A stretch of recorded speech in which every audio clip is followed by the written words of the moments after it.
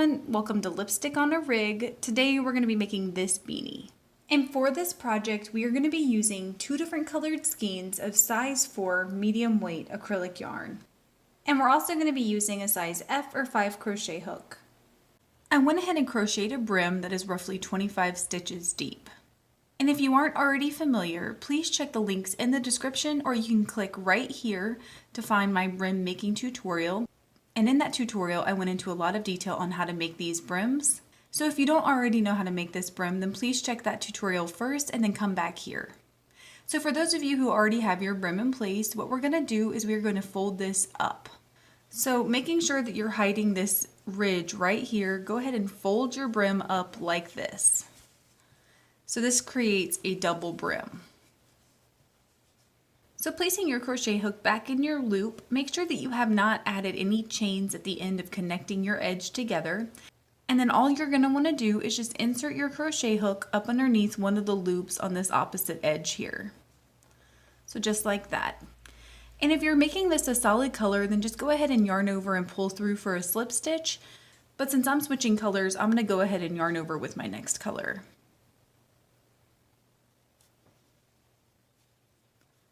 From here, we're going to chain 3. So what we're going to be doing is we're going to be working on both edges of the brim here, going all along this edge, and we're going to crochet these two edges together. And the way that we're going to do that is we're going to place 80 double crochets inside of the brim. But since this is a crisscross pattern, our 80 double crochets are going to look a little bit different. So working backwards, we're going to yarn over and we're just going to insert our crochet hook behind our chain 3 in these two loops on this edge. Then we're going to yarn over and pull up through, and we're just going to finish out our double crochet stitch. So now we're going to move forward again. So what I'm going to do is I'm going to place a double crochet in these two loops here. And I'm making sure that I can leave room for a double crochet in between where I currently am and this next double crochet stitch. So go ahead and yarn over and then insert your crochet hook up underneath these two loops. Place your double crochet stitch, and then we're going to place a double crochet in between this crisscross stitch and our current double crochet. It doesn't really matter where, but just as long as it's in between. And there we've created our second crisscross stitch. So go ahead and follow that pattern going all the way around your row, connecting these two edges, placing your crisscross stitches. And when you get done, you should have a total of 80 double crochets or 40 crisscross stitches, depending on how you want to count it. And once you have your 40 crisscross stitches in place, it should look something like this. So what we're going to do is we are going to place a slip stitch in the top of our chain 3 stitch. And this might be a little bit confusing, so if you end up placing your slip stitch in the wrong stitch, I'll show you how to fix it at the end of the row.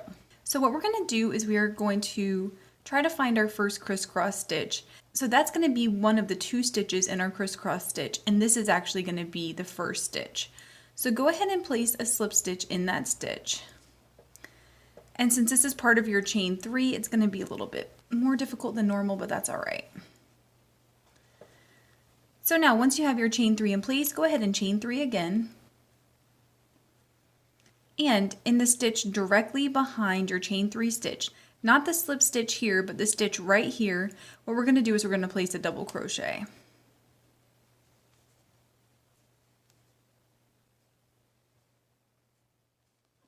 So from here, we're going to skip this next stitch. So we're not skipping the stitch where we placed our chain 3, but we're actually skipping the next direct stitch, which is right here. And we're going to place a double crochet in the next stitch beside it.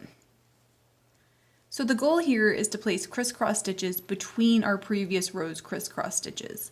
So now we're going to place a double crochet in that skip stitch.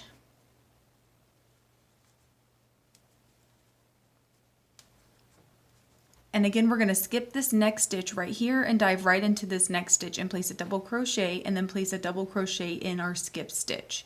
And you're just going to want to follow that pattern going all the way around your row. And when you get done, you should have a total of 40 crisscross stitches or 80 double crochets. When you get to the end of your row, if you can't place your last crisscross stitch here because you only have one stitch left, then go ahead and count how many crisscross stitches that you have. If you already have 40, then go ahead and place your slip stitch in the top of that chain 3 stitch. But if you only have 39, then all you're going to want to do is place your double crochet in your next stitch and then place your double crochet in that same stitch where you placed your previous double crochet.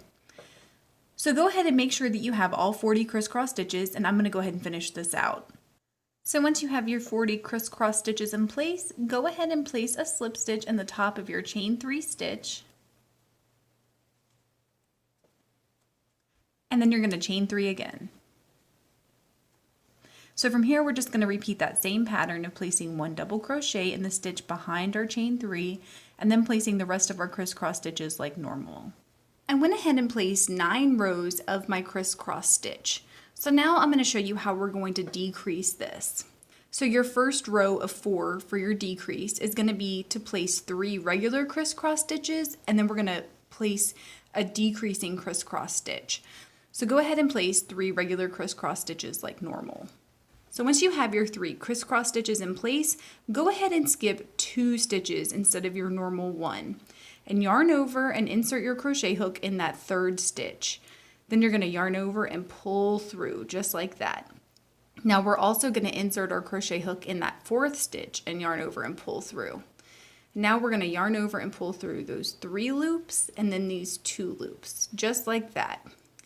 So now going back to the 2 stitches that you skipped, yarn over and insert your crochet hook in that 1st stitch that you skipped, and then place your double crochet. So that's not too bad. And now you have decreased 1 of your crisscrosses. So go ahead and follow that pattern going all the way around your row, placing 3 regular crisscross stitches and then a decreasing crisscross like this. And when you get to the end of your row, just place your slip stitch in the top of that chain 3, just like normal. And the pattern for the next row is just going to be to place 2 crisscross stitches like normal, and then to place a decreasing crisscross.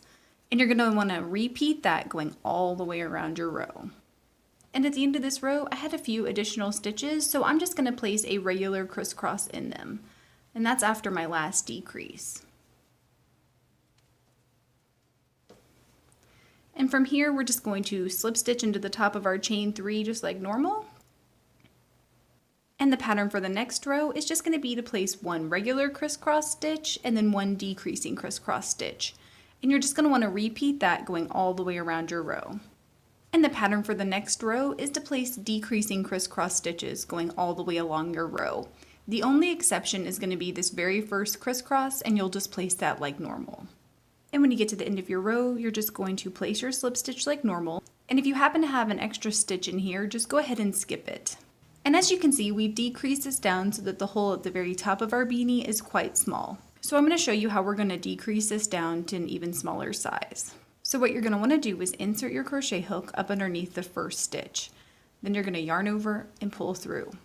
Then you're going to insert your crochet hook up underneath the next stitch, and you're just going to yarn over and pull through that stitch and all the loops on your crochet hook.